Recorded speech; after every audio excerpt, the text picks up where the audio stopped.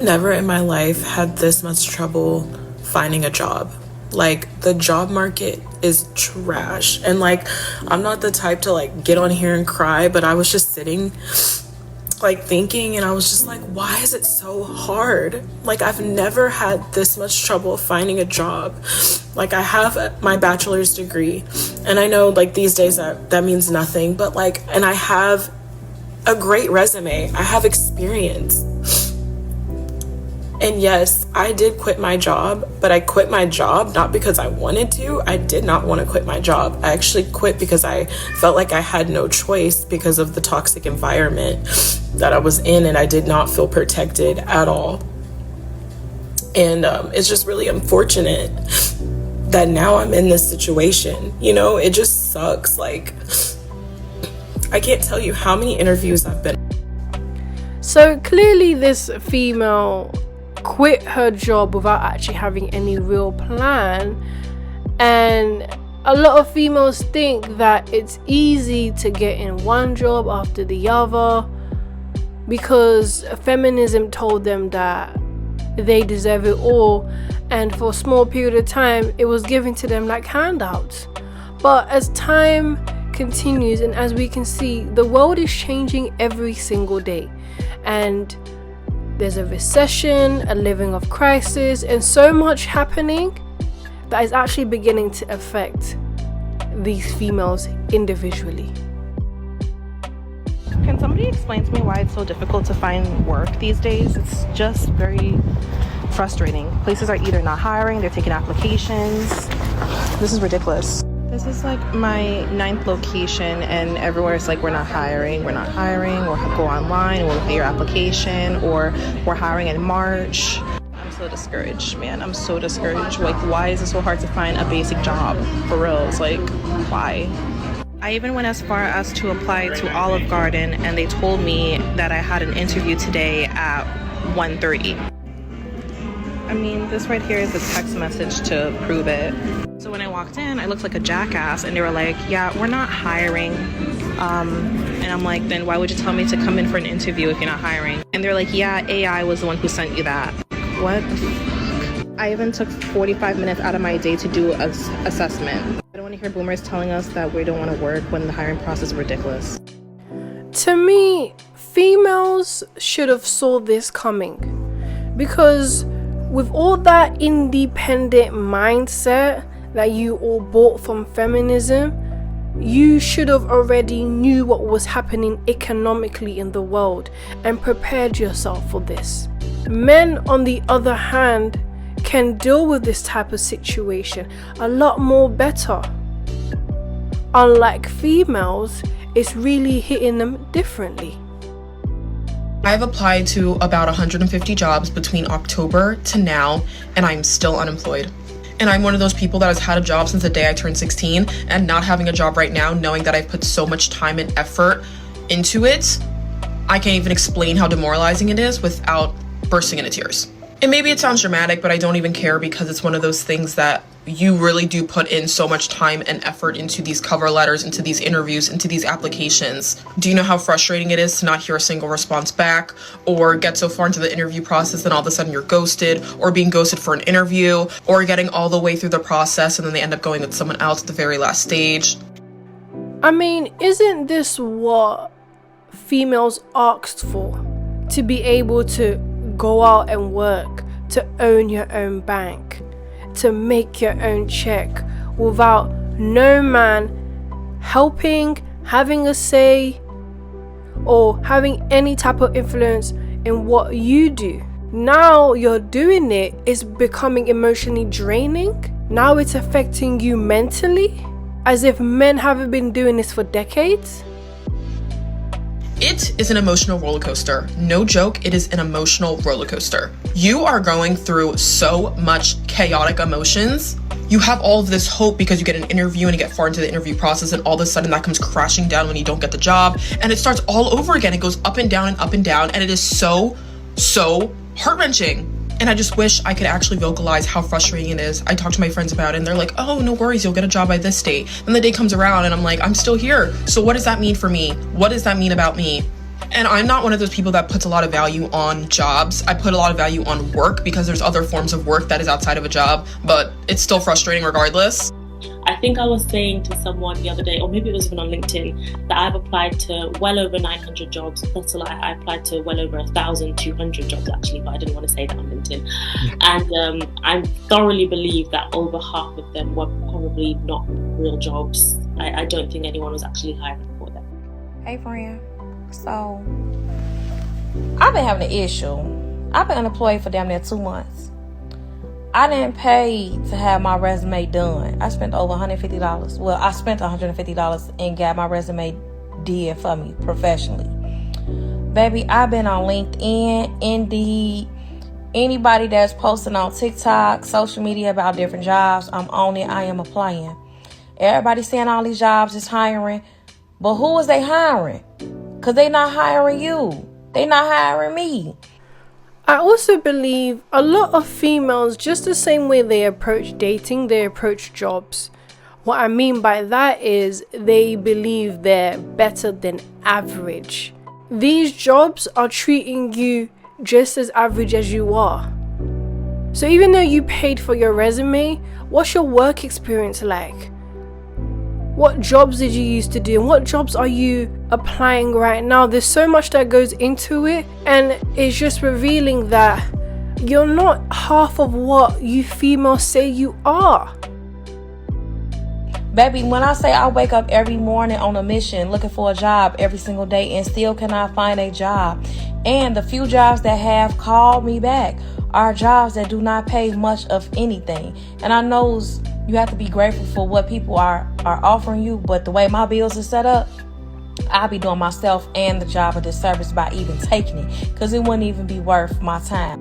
See, this is my point, is even though economically things are falling down really fast and things are changing for the worst, although females also need to understand their place in society, you're all average. And you're not a man, so the truth is you're not needed as much and you don't work the same as a man. So what you do get offered, you better get it and take it and just live your average life or stay unemployed. I got some time while I do my hair, so let's just do a quick little 6-month unemployment update. If you do not know, I was laid off from my tech job back in December, 2 days after my birthday, by the way. I know, shocking. And ever since, like, at first I looked at it as like a blessing because I was just so burnt out and that job was just so toxic.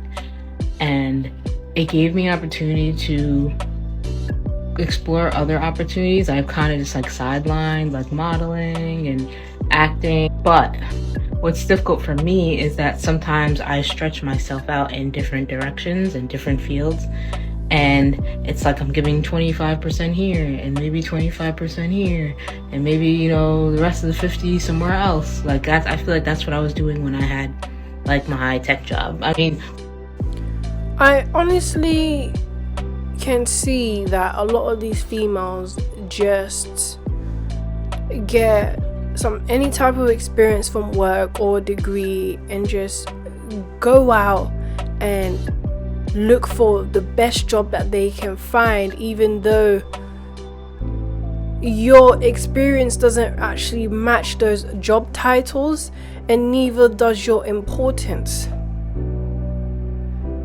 And it's interesting how she was willing to spread herself in so many different places for just a job. But tell them about marriage and having a partner and doing that where it could sustain you as a woman, then you'll be called misogynistic or pick me. when I had that job, not gonna lie, that job felt like it was my whole life. And I honestly, like, that taught me a lesson to never ever do that with a company ever again, because they did not deserve me, like, straight up. Give me enough time to really hone in on, like, my plan of getting back into applying for tech positions and seeing how that goes.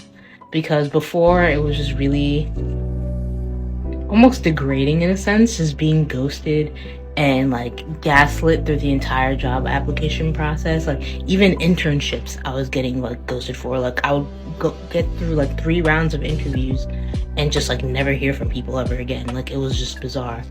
So I don't. You've heard of unemployment, but what does underemployment mean? The Guardian has found that women and younger UK workers are being disproportionately affected by underemployment, which means that you're being underutilised at work or unable to secure the type of work that you would ideally like. I've been jobless for 6 months and I thought my life was absolutely over. Sometimes I still feel that way. I feel like I did everything right. I got a college education, thought I was going to go to law school. That didn't work out. Landed another job. That contract ended, and well, now I'm here. The truth of the matter is that the job market is really bad right now. It took other people making similar TikToks about the job market being down and having a hard time finding a job themselves for me to finally accept that reality. I cannot begin to tell you the hundreds of applications I put in just to not hear anything back from anyone. It left me feeling very inadequate, incapable, and just simply not good enough. I'm very grateful that I have a roof over my head and I'm able to take care of my dog, but it's very scary feeling like you cannot take care of yourself. Just because you're currently unemployed doesn't mean that your entire life has to stop. It does not mean that you cannot enjoy things. Remember to be kind to yourself, take care of yourself, and just know that you matter and you are important. Bigger and better things are coming your way. You got this. Females won't admit about their struggles when it comes to underemployment or being unemployed. They always want to tell themselves, as she made it very clear, that you're still important, that you're still somebody, and you should still live your life even though you're probably at the worst place that you could be. Financially, you could lose your home, you could be homeless, you don't have money to pay your rent, but you're still important. And this is how delusional females are. Our market is so bad right now that when you're trying to apply for a job, your ratio of even getting the job that you're applying for is 0 to none. Also, if you have a job, the job market is so bad that your job is overworking you and still paying you the same salary. They're switching up schedules on you, giving you more work, less pay, cutting budgets on you, pretty much jerking you around all around because they know where the job market is. They know even if you're looking for somewhere else to go, that's also going to probably jerk you around, that they could take advantage of you. Right now, it's like employment abuse going on. Like you literally are underpaid, tired, and stressed out if you have a job. And if you don't have a job, you're stressed out because you can't find a job and you've been applying to over 100 places pretty much a week, or you've been unemployed for more than 2 years trying to find a job.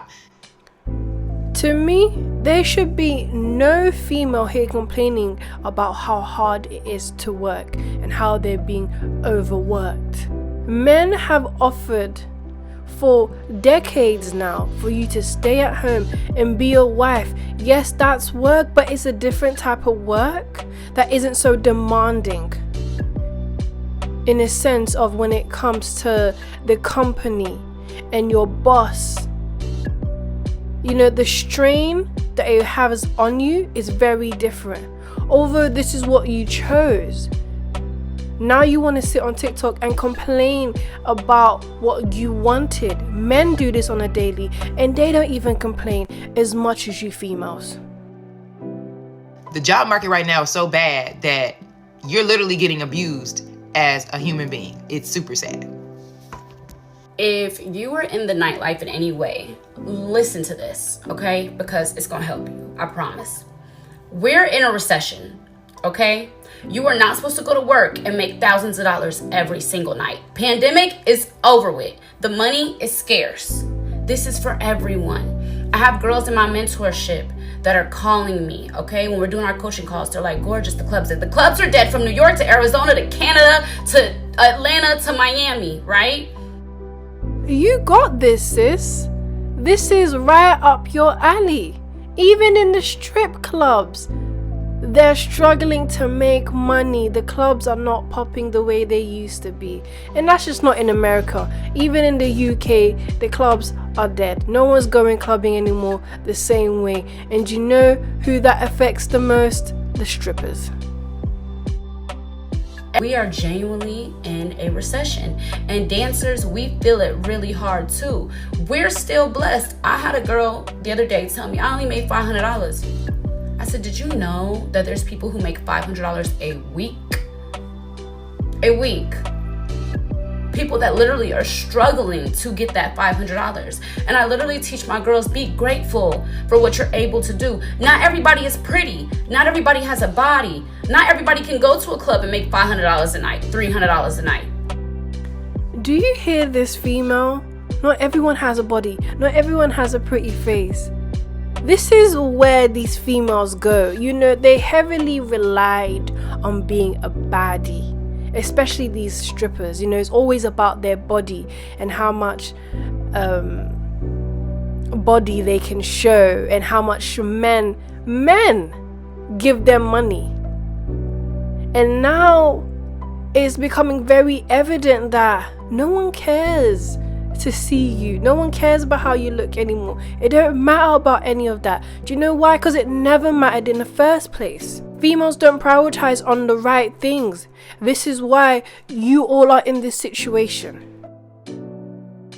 Yes, girls are used to making $1,500 and more a night, $1,000 and more a night. But right now, I really need girls to realize it's a recession. And that $500 to $800 that you're leaving with is good. Okay?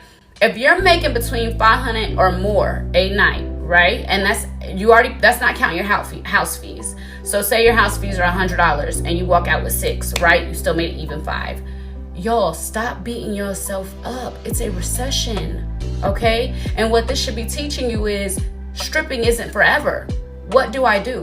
What do I want to do? What is my passion? What's going to make me happy? When I turn 30, when I turn 35, when I'm 40, what am I going to be doing? Right now, you need to be working on that. The fact this is something females are thinking about right now, especially as strippers, shows you that they haven't actually had a rude awakening in reality. The likelihood of people hiring ex-strippers is very slim to none. You have already ruined your reputation for $500 a week, now it's less. It's over. There's no thinking about the future. Females lie to each other because they always want to try and keep themselves up in a pedestal. But good luck with that. Just stay stripping and stay broke, because that is where you put yourself. Everyone, it is me again, your naughty neighbor Nomi, and of course I told you guys I'll keep you updated on my journey into the strip clubs here in Tampa, Florida. I guess mainly or predominantly white strip clubs. As you can see behind me, we are at the Dollhouse. Now, the Dollhouse is right across the street from Penthouse that wouldn't even let me in the lobby, even though I've been in the magazine. So, sorry about all that noise.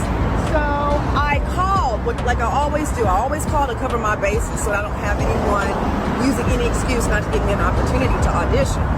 When I called, they told me they auditioned Tuesday through Saturday. Oh, that was so sweet. We're like, yeah, Tuesday through Saturday at 9 o'clock. Just bring your 2 forms of ID and wear your lingerie. I was like, okay, great.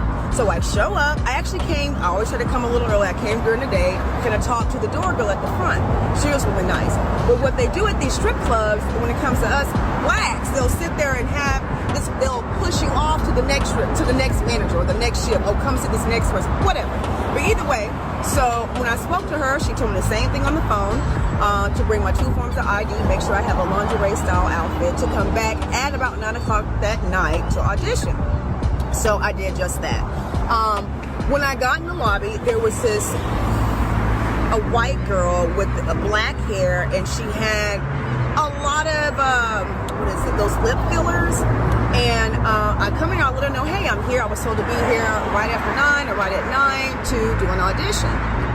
So she says, she picks up the phone pick the phone up like she calling something. It was so obvious that she was not talking to anyone on that phone. There were two dancers that were standing at the desk. She picks up the phone as if she's going to call and speak with the manager, and she says, hello? Yeah. Okay. Come back in May. I said, come back in May. I'm like, there we go again.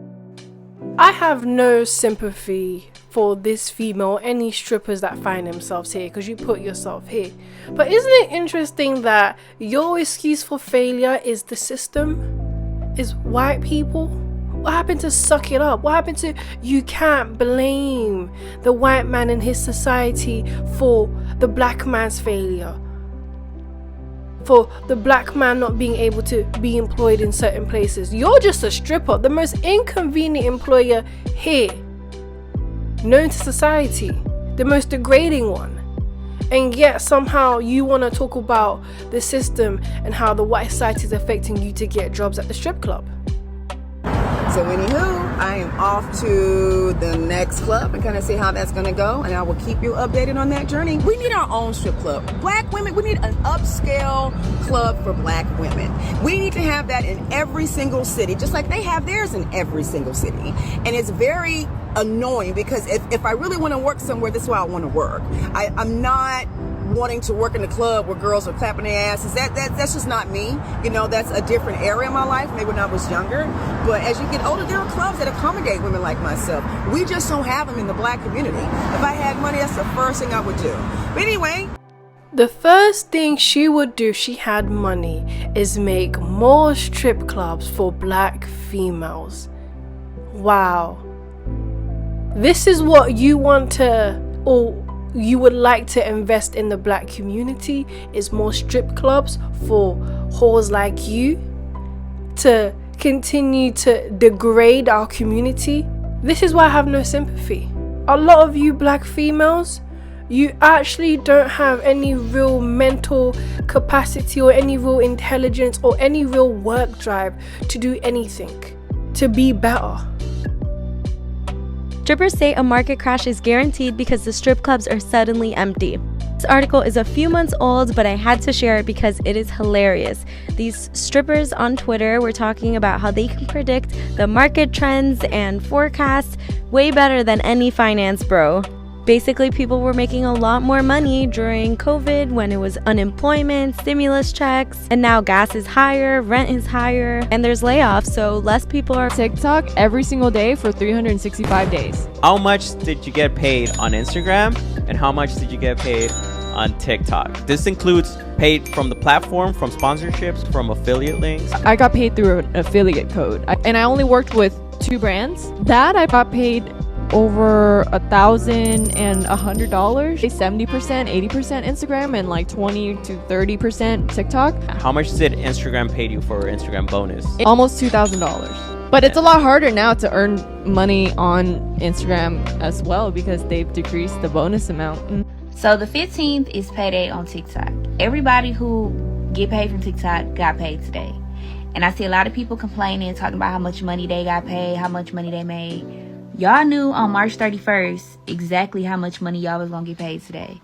Y'all knew exactly how much content you need to be posting, how many views you need to be getting to make your goals. So I don't understand why everybody on here acting shocked that they only made $20, $40. Now, I'm not sure if some people have heard, but it has and had been going around on TikTok how a lot of these influencers and Instagrammers and TikTokers aren't making the same amount of money as they did in COVID especially, and they've cut back a lot of the bonuses, some don't even get paid on their reels anymore, etc, etc.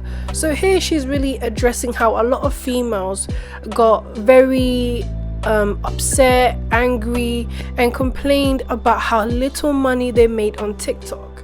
And this goes back to how females always want to be relevant. You know, that's what they're always more interested in, is being relevant, is being seen as a high value woman or somewhat important, than actually being productive and actually thinking of better ways to make money. You knew that nobody was watching your content. You knew that your videos wasn't a minute long. You knew you weren't meeting the requirements. So why are y'all so shocked? All you can do now is look into your creator funds and see how much you have in there now and how much you need to make in the next 15 days, because that's all you got left to make some money for next month. And when the 15th come again, don't be acting surprised about how much you made. It doesn't matter how many videos you post. It really don't, especially if they're not even a minute long. And then the views also don't matter if people not watching past a certain amount of time. And y'all should know this since y'all get paid on TikTok. But hey, maybe they doing it for views so they can get paid next month. I mean, I would do it too for a check. What females are in denial about is not all of you are going to be influencers. Not all of you are going to be known. Not all of you are baddies. None of you are even what you try to be or think you are. But when men try and tell you this and bring you into reality that it's actually going to get harder because of your delusional mindset, they don't want to listen. There's a saying, who can't hear must feel. True. I worked on Law & Order once upon a time as a background actor in 2016. This is the check after taxes.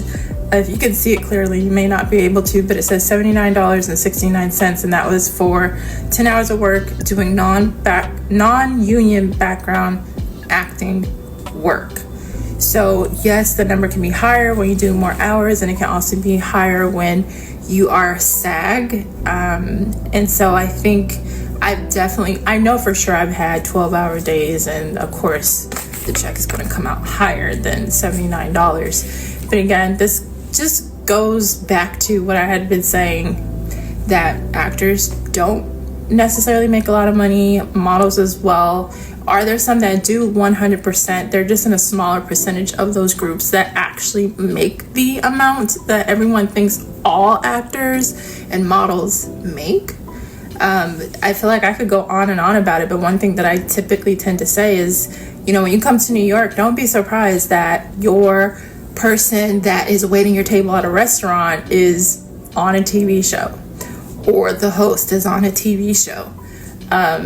That would be one of the other jobs that actors and models tend to take because it can be flexible with their schedule. And I even remember talking to my talent manager at the time because I was having difficulty balancing a lot. There were things coming up when it came to auditions. That's another story. But I remember telling her, okay, well, can you connect me with more veteran actors? And I can have a conversation with them about how they're still able to pay their bills. And the comment I got back was, I'm not going to do that. I am not going to do that because I'm going to tell you. They are working at night, they are working at restaurants, and they are driving Uber, so they are available during the day for auditions. Some people know this, some people don't. But when it comes to the influencing industry, modeling, acting industry, it's not as financially stable as people may think it is. Yes, some people do end up actually, gaining some type of success from it and be able to live off it. But in general, there's a lot of free work that they do, and there's a lot of low paying paychecks that they have, as she shown herself. So when you see all these influencers, models, actors, and these females want to make it seem as if they're doing something big, there's a lot of more free work and low paycheck that they're getting from it that they just don't talk about. That is what was said. Look, I struggled, and getting into my 30s, I couldn't do the same things anymore. I had so many people around me that were older than me, and I just decided when I turned 40, I didn't want to be cramped in a New York apartment with a bunch of roommates at 40 years old. I wanted something more for myself. So as I started getting into my 30s, I had to rethink some things, make some changes, and that's ultimately what I did. Age will always play its role in a lot of different things. Just like it's played a role in her acting career, it plays a role in influencers careers and modeling careers, fashion careers, you name it, because a lot of times you're supposed to start young as 5, even young as 10, as early as possible, so that you can be able to attain more things the older you get. And she's beginning to realize that she's entered into this acting career and it's gotten her nowhere, and her prime years is leaving, which also really means less opportunities. So she's not only showing you how underpaid they are, but how opportunities decrease the older you get in that industry. But obviously I could go on, and I know there's a whole thread going on with this comment, but yeah, I figured I'd actually share a check so you can see for yourself. Again, this is non-union background work, so that's why it's slow.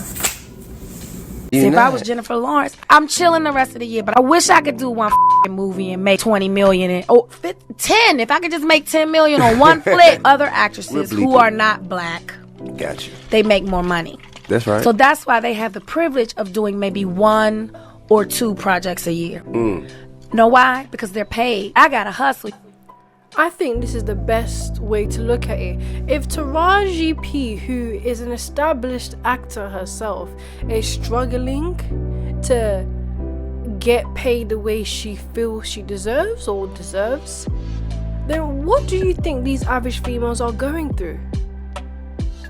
You know, they're so caught up with wanting to be above average, but you're not even close to that. Don't even know what it takes to be that. And you're struggling to just live an average life, let alone someone like Taraji P is struggling in her own lane. So it should really tell you a lot that their life is not average females, even the females that are well paid, their life isn't what they make it out to seem.